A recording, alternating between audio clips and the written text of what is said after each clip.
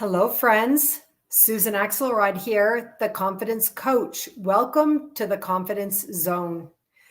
Today, I would like to speak with you about trauma. This is not the first time I've spoken about trauma, and I can assure you it will not be the last. As I have gone about my business as a confidence coach for women in the second half of life, new clients have found me, younger clients, women, men, older men clients, and I really have worked with countless people at this time over the last decade that I've been doing this work. A few years ago, I began to glean and feel and sense trauma in my conversations with clients. But I wasn't a trauma specialist. I'm not a therapist. And as such, I'm always very careful in my work. I've worked for years to discern when somebody needs to see a therapist. I call it a therapeutic point of intervention versus my work as a coach. Last year, I met Kimia Saraf of Lodestar through the Institute of Coaching, where I am a fellow. And I heard her talk about some things in some of the groups, and I looked her up and I began to follow her and listen to some of the material that she was putting out via podcasts and blogging. And I learned that 100% of people experience trauma. She is a physician and she coaches physicians, and this was one of her message points. Now, this is why I have a podcast called Your Book, My Time, where I give women authors a platform to share their message so that you can learn from them. Like on that day, I learned from Kimia. I applied for and was accepted into a masterclass on being a trauma-informed professional coach and on trauma mitigation. Last year, I participated in that master class over 6 or 8 weeks. I can't remember how many sessions it was. It was very intense work, but every session built on the one before. And my experience in it and my energy around it grew and grew with each session. Now, I myself was experiencing something difficult during the course of that masterclass. My mother had a stroke. And so I was experiencing very suddenly, unexpectedly. And so I actually experienced my own trauma during this masterclass on trauma mitigation. And so it got ingrained very deeply. And I learned how to be supported by other people in the group, including the expert Kimia Saraf. Then when that was over, I contacted Kimia and I said I wanted to apply for and go through the certification to become a trauma-informed professional coach because of finally seeing through the lens, through the filter, in total clarity, that 100% of people experience trauma.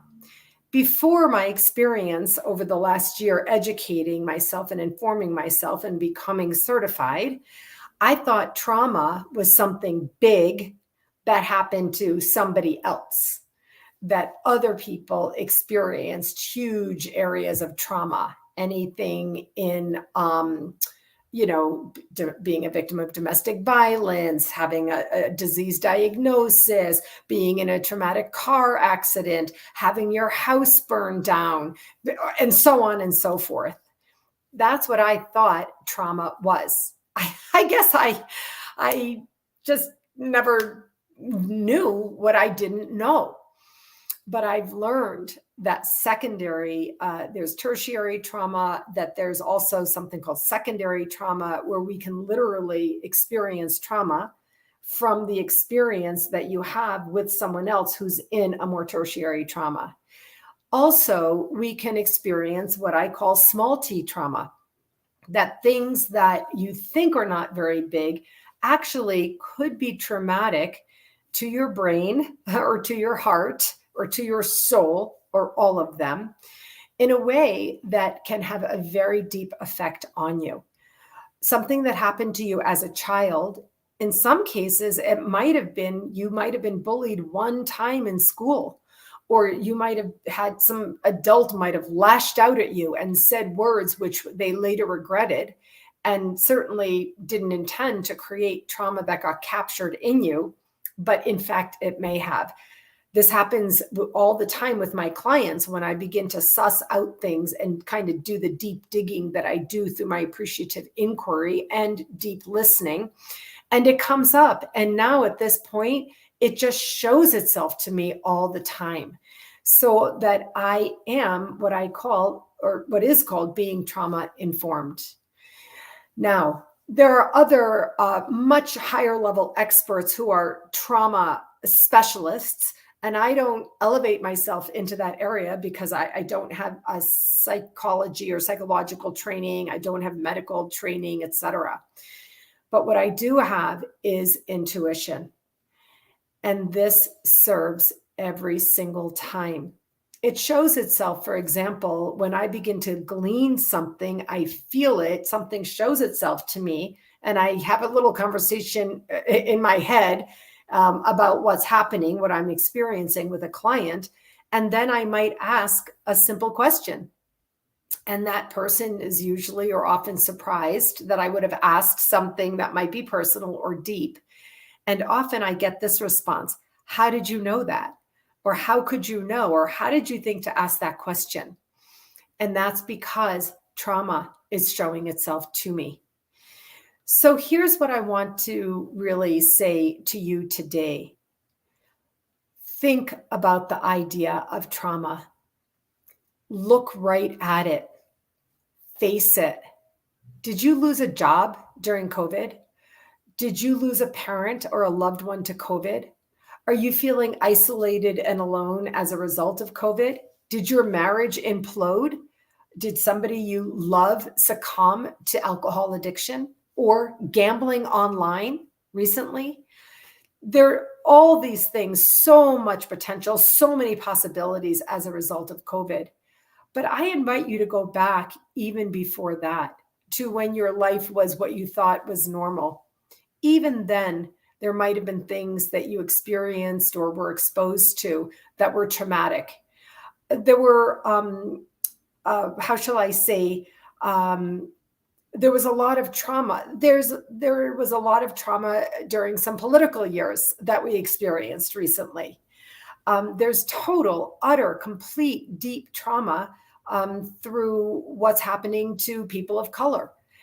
And through the Black Lives Matter movement that we are creating greater awareness and greater appreciation of how traumatic it is just to have dark colored skin. Before that, it was the Me Too movement. I personally experienced trauma reading stories, real stories from real people, and hearing them myself personally from women who were in their 70s and 80s, sharing stories about being touched, attacked, approached, or verbally assaulted as little girls. And they had never told anyone this before. This might now be considered a small T trauma. Rape would be considered a big T trauma, of course. But these traumas really begin to add up over a lifetime. The reason I want to share this with you, to speak about this with you, is to help you to understand what we used to think of as trauma and how much we're learning today about how every human experiences trauma, even if it's a small T, what others might consider a small T trauma. Trauma that is captured in you and held down from fear, right? Or worry or anxiety that something might come out. If your parent ever asked you as a little child to lie for them, that's a traumatic experience for a little child. It gets captured in you. I had one client tell me that their parent told them to keep a secret, and that person kept a secret and held it in all into their mature adult lifetime, when recently the parent revealed, I had no idea that you even remembered that. that thing never did happen, or that thing wasn't that bad, or that thing never became a problem. And this mature adult woman had held that trauma from being told to keep a secret from the other parent her entire, adult lifetime into maturity. And so our job is to enter into the first phase of my methodology, come to conscious awareness. That's what I'm doing with you today. I want to bring you to conscious awareness of the trauma that you personally may have suffered in your life, even if you had no idea that that would be considered trauma. And I also want to bring us all to collective consciousness in oneness and in unity to understand that all of us have suffered trauma of unknown proportions as a result of the pandemic, and so much else going on in the world. And especially to bring you to awareness today that someone else you are interacting with or engaging with probably has some kind of trauma in their lifetime, which may be having them act or react in a certain way today. The reason this leads to confidence is because of mitigation. It is only through mitigating these small micro traumas, or the big traumas, of course, through therapy and other modalities, that we can feel more comfortable in our own skin and confident in our beings. So I'm starting this conversation with you this week. I'm very called to do this. Watching what's happening in Ukraine is creating trauma, certainly for the people in the firsthand experience and for other people who are watching it.